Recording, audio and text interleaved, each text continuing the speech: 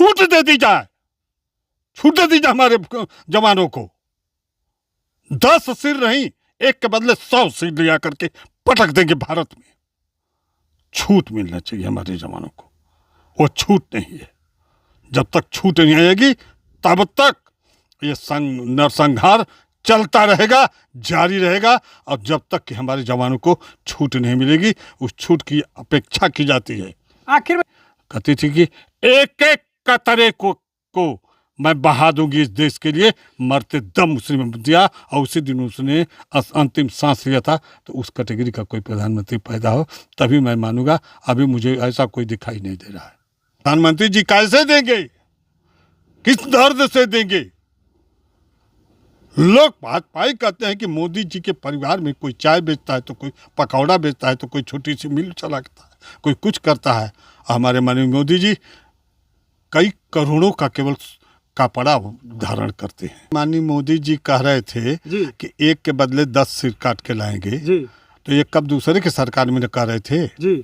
अपनी सरकार में नहीं कर रहे हैं। अपने सरकार में तो 10 सिर दे रहे हैं, ले नहीं रहे हैं। बड़ा बेवकूफ होगा। और एक सवाल है, आप दुर्गा जी, आप तो उत्तर प्रदेश में बिहार के बॉर्डर पर कोने कोने तक अपना ड्यूटी कर चुके हैं। अभी देखे हैं श्रीनगर में, पहलगाम में, और हमारे 28 पर्यटक जो गए थे घूमने के लिए, कोई हनीमून मनाने के लिए गए थे, वहाँ पे आतंकवादियों द्वारा देखे हैं कि बस 10 मिनट के अंदर गोलियों से एकदम भून डाले हैं। और हमारे देश के प्रधानमंत्री नरेंद्र मोदी जी गए थे घूमने, अभी बात सुनकर वापस आए हैं। इस पर क्या विचार है आपका? देखिए, जो हमारे माननीय मोदी जी के कार्यकाल तो कहूँगा नहीं, जो भी है इनके संरक्षण में एक बार और पुलवामा कांड हुआ था जी, जिसमें 46 जवान शहीद हुए थे जी। जो 14 फरवरी बेलन टेलन डे जो मनाते हैं लोग, उस दिन बेलन टेलन डे 14 फरवरी जो बेलन डे न मना करके शहादत डे पे बदल गया। वो 14 फरवरी आज भी शहादत डे पर चला गया है, और वो आज भी शहादत दिवस मनाया जाता है। समझ रहे हैं ना जी? उसी तरह से जो हमारे 28-30 जो पर्यटक मारे गए हैं, और इसको हिंदू मुस्लिम का मोड़ दिया गया है, ये राजनीति का मुद्दा है। इनका मुद्दा है कि हिंदू मुस्लिम राजनीति का मोड़ दे, कि हिंदू मारे गए और मुसलमान मारे, ये मोड़ दिया गया है। वहाँ तो उसमें 1-2 मुसलमान भी मरे हैं, जहाँ तक मुसलमान बचाने के लिए गए तो जैसे भी हो जी, मरा ना जी, जैसे भी मरा। आखिरकार लोग मुसलमान बचाने गया तो उसके अंदर हिंदुओं के प्रति स्नेह प्रेम रहा होगा, तभी न बचाने गया होगा। इसको अनर्थ में मत ले जाइए। आतंकवादी पूछ के मारे हैं। मैं पूछ के हिंदू है अलग हो जाएगा। क्या वहाँ थे आप? जो मारने आए थे वहाँ थे आप, चाहे हम, जिनके घर के मरे हैं, जो इनके घर के मरे औरतें वो मरी गई, तो उनको बताया कौन? औरत नहीं, जिंदा है औरत ना, औरतें जिंदा हैं। तो 4 दिन पहले शादी हुआ था, 2 महीना पहले शादी हुआ था। वहाँ हम कह रहे हैं कि वहाँ की घटना से हम काफ़ी दुखी हैं। हम नहीं, आम जनमानस को दुखी होना चाहिए कि वहाँ की घटना जो भी हुई है, इसमें सरकार कहीं न कहीं से उत्तरदायित्व है। हमारे माननीय मोदी जी डेली 10-10 लाख का सूट पहन करके और जा करके के विदेशों में, हर मुसलमान कंट्रियों में जा करके वहाँ के राष्ट्रपति से, वहाँ के प्रधानमंत्री से मुलाकात कर रहे हैं। मुलाकात करके उनसे क्या समझौता कर रहे हैं, और सबसे 1 नंबर का भारत बना रहे हैं। तो 1 नंबर की शहादत भी हो रही है। मैं क्या कहूँ, 1 नंबर का भारत बनाने में 1 नंबर के उन परिवारों से पूछा जाए जिनके परिवारों में की लाशें अर्थियाँ उठी हैं, जो 4 दिन की दुल्हन विधवा हो गई। उनके दिलों से पूछिए कि क्या उनके दिलों पर गुजर रहा होगा। तो मैं तो सरकार से अपील करूंगा कि जो उतने भी मेरे शहादत हुई हैं, उनके परिवार में जिसके बेटा चला गया, जिस बहन का भाई चला गया, जिस अनाथ बच्चे का पिता चला गया, उनके परिवार में तब तक 1-1 नौकरी दें, और या उसकी औरत को फुल वेतन की पेंशन बना करके दें, ताकि कम से कम उनके परिवार का जीविकोपार्जन कर चल सके। तब दुर्गा जी कह रहे हैं कि 1 नौकरी दें और पैसा दें। दुर्गा जी कह रहे थे कि जब हमारी सरकार बनेगी तो हम 1 के बदले 10 सिर काट के लाएंगे आतंकवादियों का। और जो आतंकवादियों का हथियार कहाँ से आता है, गोला बारूद कहाँ से आता है? जब इनकी सरकार है तो चुप क्यों है? हम कह रहे हैं कि हमारे माननीय मोदी जी कह रहे थे कि 1 के बदले 10 सिर काट के लाएंगे जी। तो ये कब दूसरे की सरकार में कर रहे थे जी? अपनी सरकार में नहीं कर रहे हैं। अपने सरकार में तो 10 सिर दे रहे हैं, ले नहीं रहे हैं। 10 सिर दे रहे हैं। सिर किसका जा रहा है? किसान के बेटों का, किसान परिवार का सिर उनका नहीं जा रहा है, ना उनके राजनेताओं का जा रहा है। किसी नेता का बेटा आगे जा करके ऐसे ऐसी घटनाओं में मारा गया, सुने हो तो बता दीजिए। हमने नहीं सुना, हमने 67 साल की अवस्था में हमने नहीं सुना।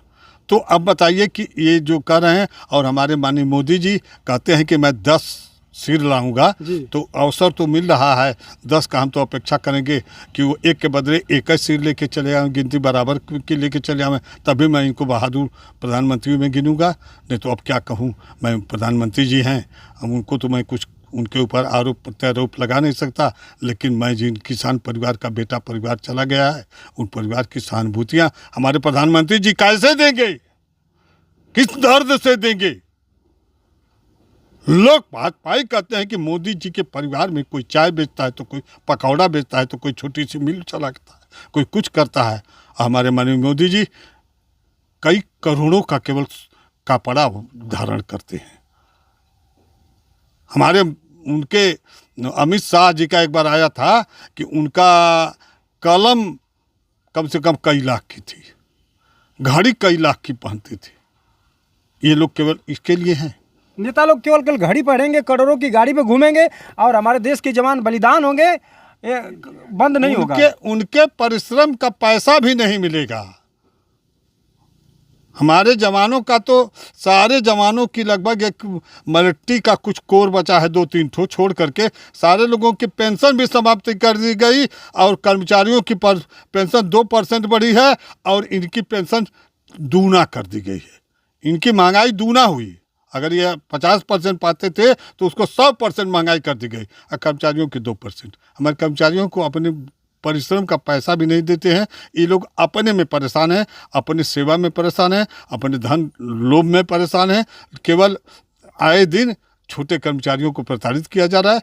ये लोग तो सुखी हैं, जैसे IAS और IPS इस सरकार में काफ़ी सुखी हैं। मैं जहाँ तक देख रहा हूँ, जहाँ तक देखने में आ रहा है, तो हम निश्चित अपेक्षा करेंगे कि उन परिवारों को सहानुभूति हमारे प्रधानमंत्री जी किस ताकत से दें, कैसे दें, उनको देना चाहिए।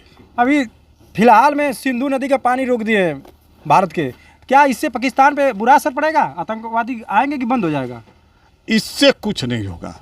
जब तक सिर का बदला सिर नहीं आएगा, तब तक कुछ नहीं होगा। कैसे आएगा सिर का बदला सिर? तो अभी जो रक्षा मंत्री हमारे माननीय राजनाथ सिंह हैं, और हमारे माननीय प्रधानमंत्री जी हैं, हमारे माननीय अमित शाह जी गृह मंत्री हैं, तो ये लोग ही तो उसका निर्णय ले सकते हैं। हम इतना छोटे आदमी इतना कहाँ से इतनी बड़ी सोच ले पाऊँगा कि कैसे आएगा।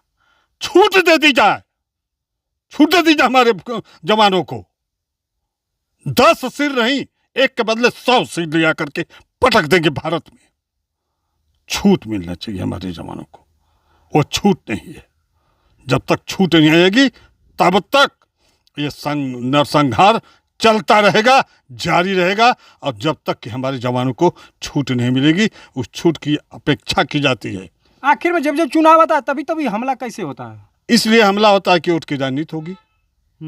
बस सीधी सी जवाब है, एक लाइन, एक शब्द का जवाब है मेरा, कि जब जब चुनाव आता है, तब तब निश्चित रूप से ऐसी कोई घटना की जाए, ताकि जो है विपक्षी आवाज़ उठाएंगे, और ये लोग कहेंगे कि विपक्षियों का तांडव हो, हिंदू मुस्लिम का तांडव हो। इसलिए कि हमारे बीजेपी के कुछ नेताजी लोग हैं जो हिंदू मुस्लिम की राजनीति करते हैं, हिंदू मुस्लिम पर लड़ाई करते हैं, विकास का मुद्दा नहीं करेंगे। विकास न हो, विकास के संबंध में इनको नहीं करना है कि विकास को बढ़ावा दें। ये लोग हत्याएं की बढ़ावा अवश्य दे देंगे।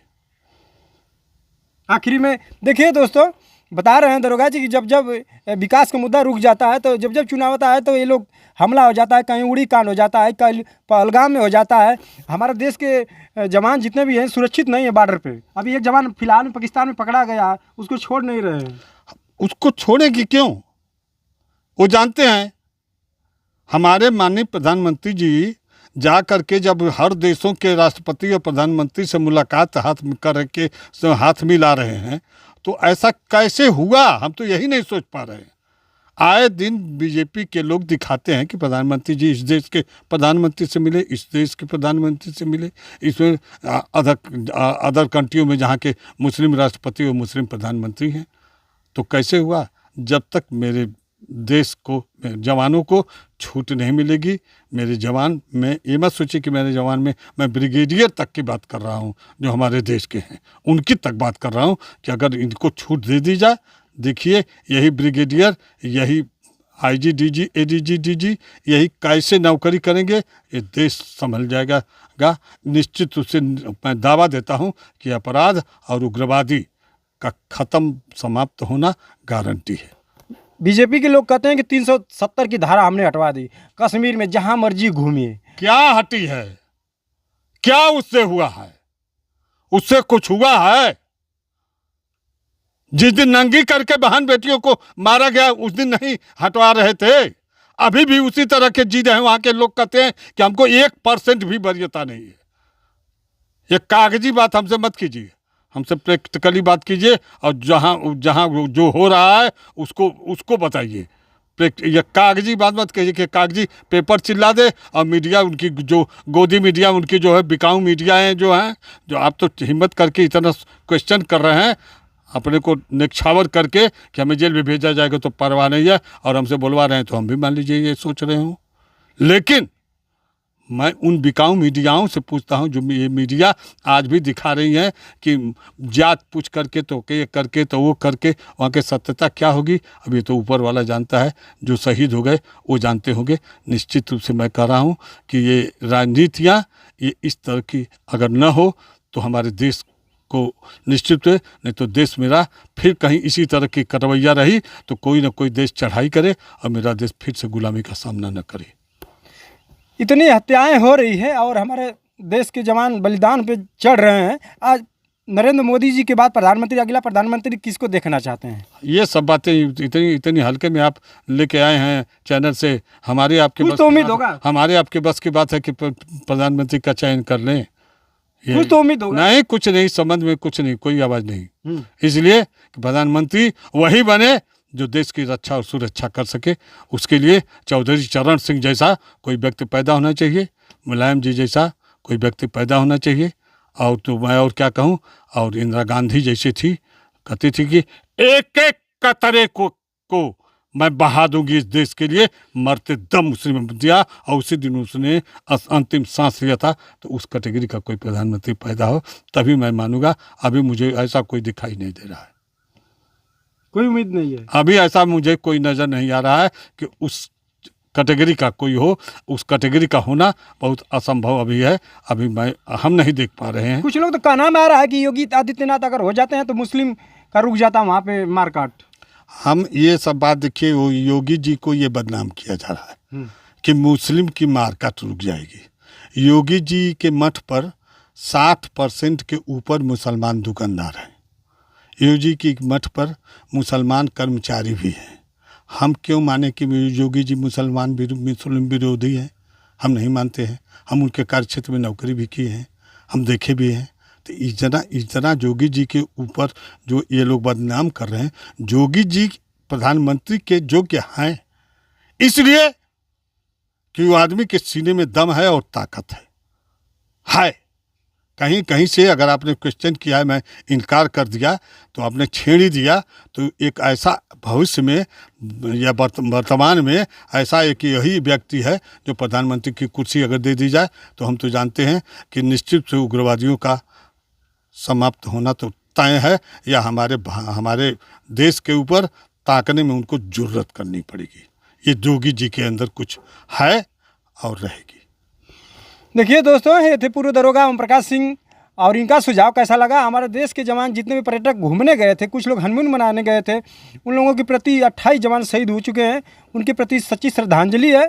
और लास्ट में क्या कहेंगे दरोगा जी, आप चलते चलते? लास्ट में मैं उस परिवार को निश्चित से श्रद्धा अर्पित करूंगा कि उनके परिवार को सहन शक्ति दे, और उस परिवार को निश्चित से यह सरकार उनके ऊपर ध्यान दे ताकि उस परिवार का भरण पोषण और जीविकोपार्जन सुचारू रूप से हो सके। बहुत बहुत धन्यवाद।